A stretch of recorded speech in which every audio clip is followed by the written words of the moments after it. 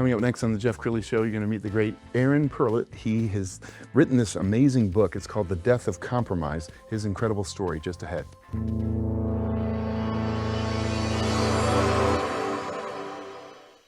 Many are predicting that the worst is yet to come, which is unfortunate, said one person here.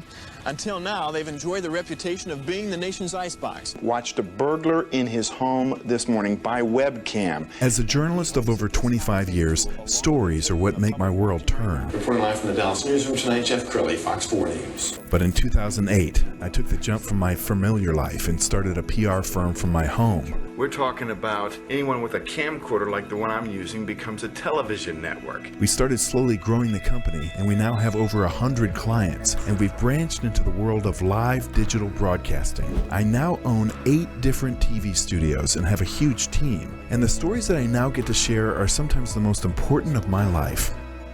Life has a funny way of coming around full circle. This is the Jeff Crilley Show. Well, I think everyone would agree that the country hasn't been this polarized in recent memory.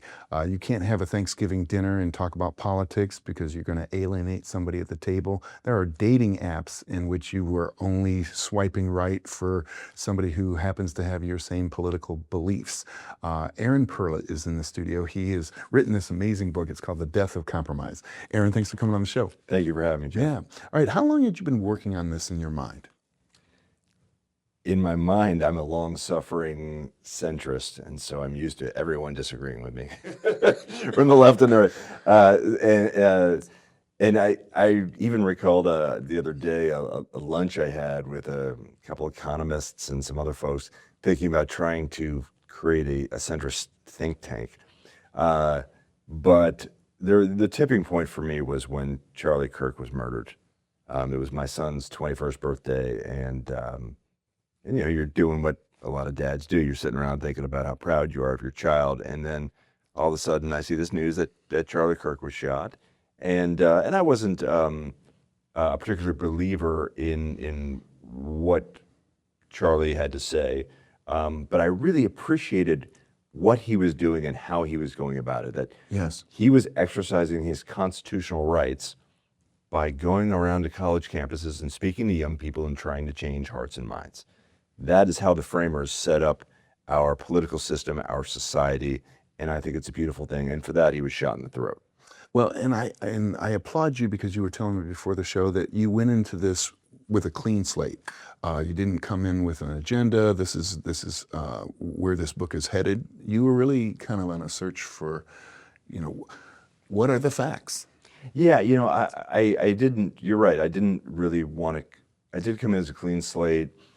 I didn't want to go into it with an opinion. I wanted to go in and simply do more of an historical analysis than to write a position paper or something that was eschewing left virtues or right virtues or what have you.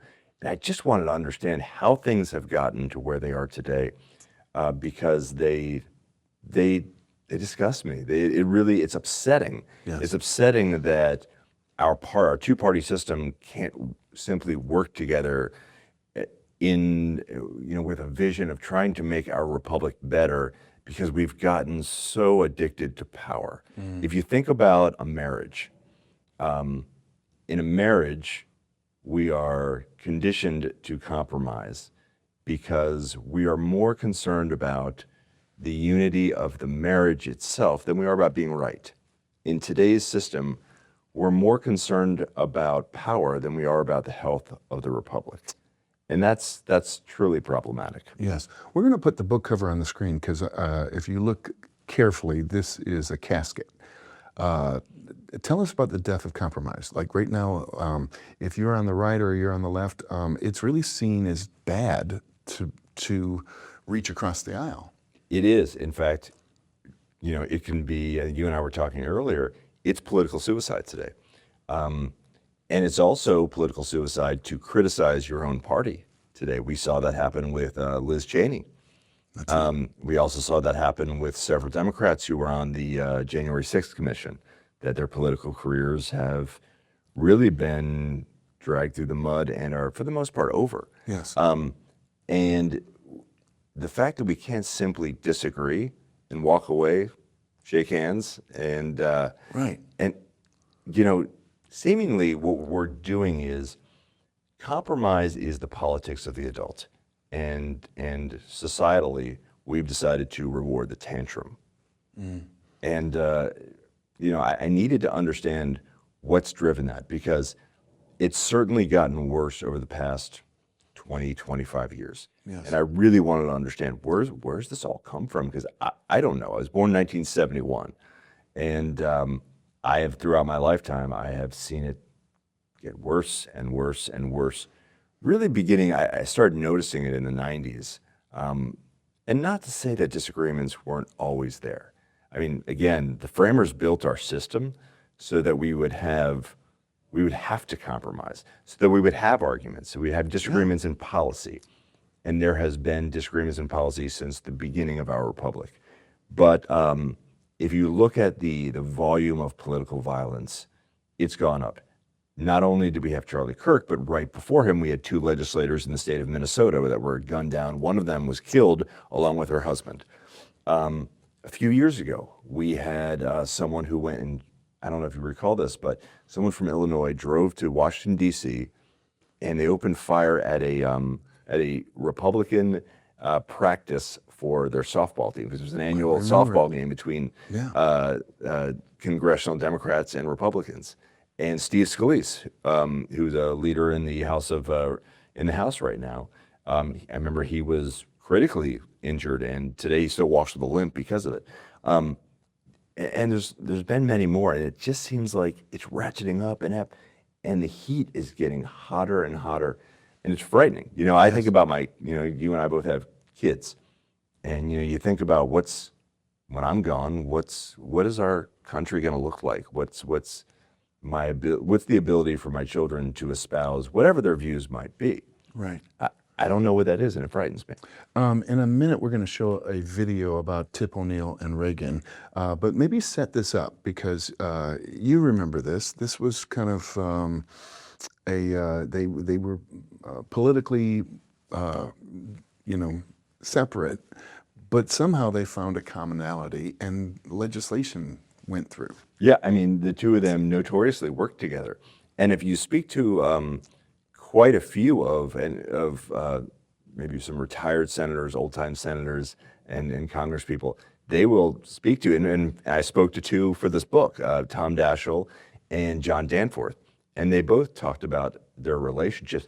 Tom Daschle, one of his best friends, is Trent Lott, who was a high-ranking Republican official for many, many years on Capitol Hill. But Tip O'Neill and Ronald Reagan had tremendous respect for one another, and they worked together to craft policy that was valuable for everyone in the United States. I've always known that Tip was behind me, even it was only at the State of the Union address. As I made each proposal, I could hear Tip whispering to the George Bush, "Forget it, no way." President Reagan and his Speaker of the House, Tip O'Neill, were 2 great Americans with Irish roots. Even though they were at the opposite ends of the political spectrum, they had the utmost respect for each other. Chris Matthews, a top aide to the former Speaker of the House, remembers. So they're both serious men. There's nothing frivolous about it. They were friends socially, and they did go to St. Patrick's Day parties every year together. I think if Tip O'Neill had known when he first met Ronald Reagan that you're in the presence right now of one of the top 10 presidents in history, I think that would have shook Tip O'Neill to his roots. He understood that Reagan was a guy that he could do business with. We're watching the Challenger speech, and Tip's got a tear in his eye. What he said about Reagan was interesting. He said he's the greatest person in the country that he's ever seen, including Franklin Roosevelt and John F. Kennedy. That better than either of those 2, he could give a speech. That's something. So he did get it about Reagan's greatness. When he calls me at night, he says, "Is it 6 o'clock? Can we talk friendly?" "Sure, absolutely." So we swap an Irish story or 2. "Mr. President, we have differed in philosophy, but I want to tell you how much I admire your ability, your talent, the way you handle the American people, the love that the American people have for you, and your leadership. I'm grateful you have permitted me in the past, and I hope in the future, that singular honor, the honor of calling you my friend. On this day that President Reagan and Tip O'Neill shared, happy St. Patrick's Day to all, and may the luck of the Irish be with you. And I think the interesting thing about that clip, Aaron, is it didn't diminish either of them within their own party. Not at all. I really, you know, it's funny what that reminded me of. I was a kid and I was watching, remember the show Different Strokes? Yeah. Nancy Reagan was a guest. I remember And the gag was she had to make a call to her husband and said, look, and he said, I know you're with Tip right now. So even pop culture like recognized that these two men had a friendship and had a working relationship, more important, that benefited the American people. Yes. And it's a little sad that we can't have that today. And there's quite a few reasons for it. This has been a slow simmering thing. The death of compromise didn't come overnight. It was not an immediate occurrence. We have another clip, and I want you to set this up before we play it. It's John McCain. So John McCain is, if there is one politician whom I most admire, it's probably John McCain, through my lifetime at least. I've just always thought the world of him. I thought he was a pragmatic leader, and he was a great representative of everything that I think the United States should stand for. Not only did he serve our country in war, he was a prisoner of war, but he was also just a tremendous leader. And of course, he ran for president. But he was always very measured with his critiques, and I will never forget this in this clip, this question that was posed to him at a town hall about former President Obama when they were running against one another. And the way he was willing to take a stand against someone who really lobbed some, what he believed to be unfair criticism at Mr. Obama at the time, not a president at the time. Yeah, let's go ahead and roll that clip. We're scared. We're scared of an Obama presidency, and I'll tell you why. I'm concerned about someone that cohorts with domestic terrorists such as Ayers. I have to tell you, he is a decent person and a person that you do not have to be scared as President of the United States. Now, look, I got to ask you a question. I do not I can't trust Obama. I have read about him, and he's an Arab. He is not. No, ma'am. He's a decent family man, citizen that I just happen to have disagreements with on fundamental issues, and that's what this campaign is all about. He's not. Thank you. Thank you. And we watched that clip together before the show.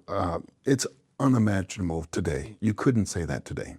No, I can't recall, in fact, anything like that in 10 years on the at least the national political spectrum. I cannot. And it's really unfortunate because what's happened is we're living in this outrage economy now. It's outrage pays. And we've seen that, and it's incredibly disappointing. And seeing that is such a great memory of the way we used to be. And I don't want to be one of those get off my lawn guys, right? But I'm cautiously optimistic that, and this is why I wrote this book, that if we understand that we can disagree and still govern the country, peaceably disagree, then I think we can be in a much better place as a society, not just on our political spectrum. Okay, how did we get here? In your mind, when did it start? So there is a couple things, and I go back to all the way back to Joe McCarthy in the 1950s. But to me, where I saw it really ratchet up, and it didn't dawn on me until I was speaking with Tom Daschle, the former leader of the Senate from South Dakota. He talked about C-SPAN. He was very much against C-SPAN broadcasting congressional hearings, and John Danforth, former senator from Missouri, who I also spoke with, it wasn't high on his agenda, but he agreed wholeheartedly, in that it created it birthed the performative nature of politics. Now, politicians have always performed to some degree. Sure. But when the television camera is on, you change. You are for a politician, you are there to put on a performance and not necessarily to govern. And then I think the next step that I saw was in 1987. Most people will have no idea what this means, but there was something called the Fairness Doctrine that governed media through the FCC from 1949 until 1987. Now, the Reagan administration, like most Republican administrations, very eager to strip away what they believed to be unnecessary regulations. So they removed this. And what the Fairness Doctrine did was it essentially said, you need to be unbiased in your coverage of media, which is one of the biggest criticisms we hear today, is that the media is too left or the media is too right. And so that gave way to Rush Limbaugh. That permitted shows like Rush Limbaugh's. And this was, again, more driving kind of outrage economy, because that's what Rush Limbaugh's show was about. It was wonderfully entertaining. I listened for many, many years. But it was this performative outrage that would punish pragmatic statesmanship. The next step in that is Fox News. Fox News was created by Roger Ailes, who was a longtime Republican operative, worked in the Nixon White House, worked in the Reagan White House. He and Rupert Murdoch's money created Fox News, which ultimately birthed MSNBC as the counter to that. And so you had these media outlets that, again, were getting us riled up because it was valuable to them. Yes. It's less valuable to them to not have an audience than it is to have an audience that is angry. Right. And this is part of who we've become. And to me, the next step to that is social media and what algorithms have done. Algorithms have fundamentally divided us, and most of us are on some semblance of social media today, and algorithms divide what we see and what we do not. And they've started to lump us into these tribes where you see what your conservative friend, if you're conservative, you see what your conservative friends say.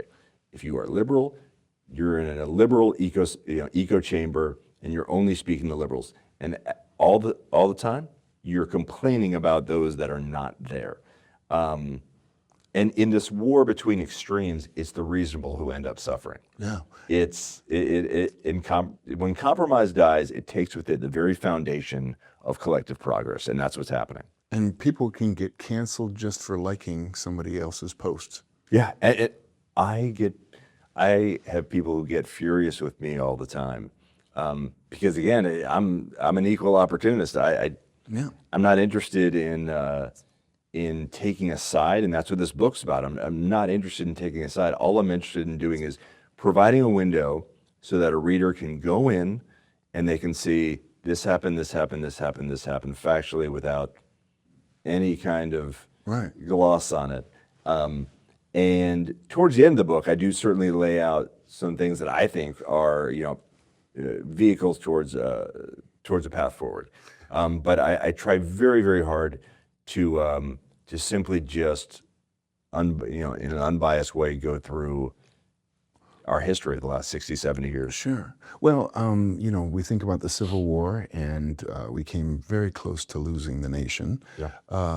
But somehow we all got back together again. I remember after September 11th, just for a brief moment, everybody coming out of the towers was gray. You didn't see black, you didn't see white, you didn't see Republican, you didn't see Democrats. We were all united for a brief moment, and then we kind of went back to fighting again. Can we get the genie back in the bottle? I'm cautiously optimistic, but it's also a great question.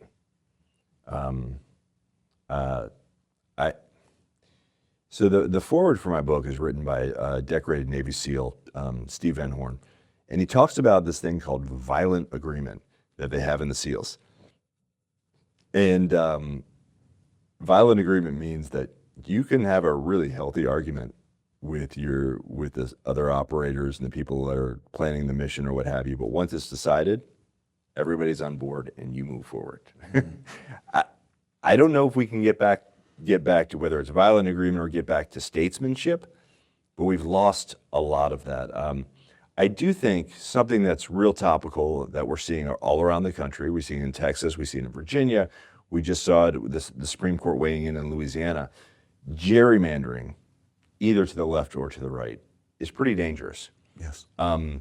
Because, you know, essentially what we're doing is we're trying to purposefully create an uneven playing field based on a party system, or based on a specific party.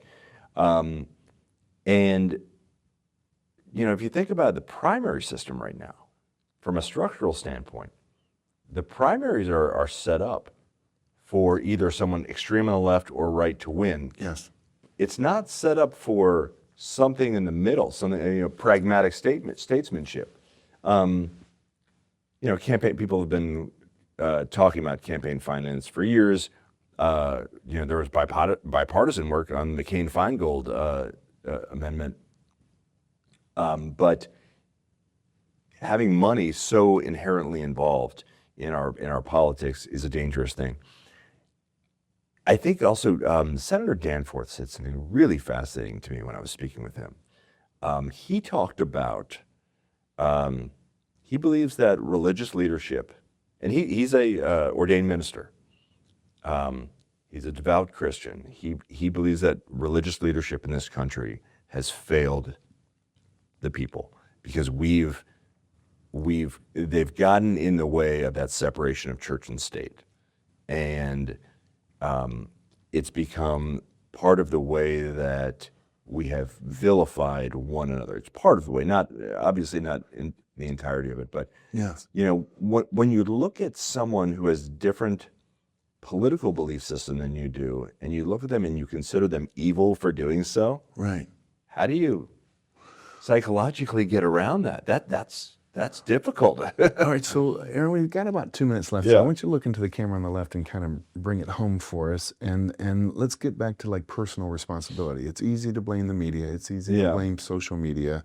But we all have to take accountability, don't we? We all do, because people say, well, who's at fault? No one's at fault, and everyone's at fault. But only each of us on our local levels. You know, when you live in a town of 300 people, it's really kind of hard to hate someone for their politics because you have to rely on them. And I think that we need to understand that we all play a role in this, and of bringing our society back to a place of reason, because ultimately it's undoing us. It's making us a worse place. And that's a sad state of affairs, because we can be and have been such a beautiful nation, a wonderful republic, and we all play a role in it. And we have to move beyond this outrage economy and understand that compromise is not a moral failing or capitulation. Compromise is actually being an adult. It's being reasonable. And if there's one thing that I hope readers take away from the book, is that each of us play a role, and each of us need to play a role in improving where we are today. And it's not about our party system. It's about each of us and our values, and not seeing someone on the other side as being evil or morally bankrupt. Well, great way to end the show. Get his book on Amazon or wherever books are sold. And we're going to end with your website, which is your name, AaronPerlut.com. Thanks for coming on the show. Thank you so much. You bet. That's it for now. We'll see you next time.